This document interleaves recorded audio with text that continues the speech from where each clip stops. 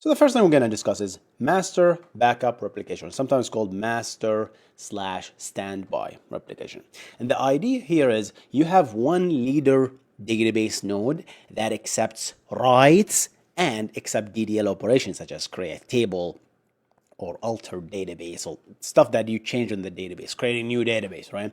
Versus write where you're inserting new rows in a table or updating a new row or deleting rows. These are called DMLs, right?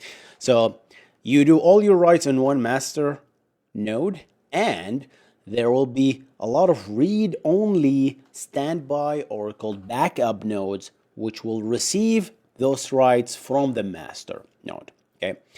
So that's the idea. You don't write to those nodes yourself as a client. You always write to the master, and the master replicates the data to the standby nodes. The beautiful of this is like it's very simple to implement because you don't have conflict. There's one node that takes writes, and that's it. Nobody else is going to have writes as well, right, in the same time. So here's how it looks like. So this is the red one is the master node, and the green ones are the standby replica nodes.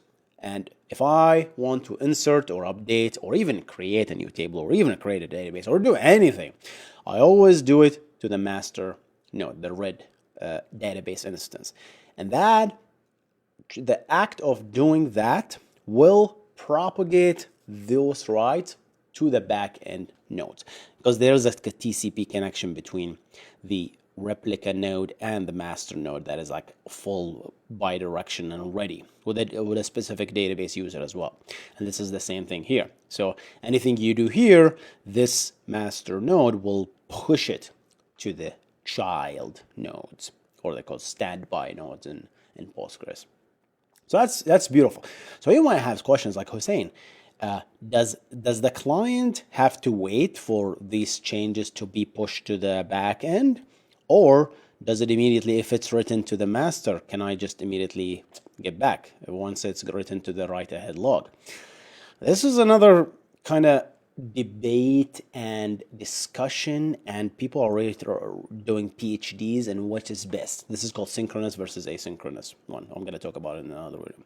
So in master backup replication, the beauty of this, if you're doing a read, you can either do a read against the master.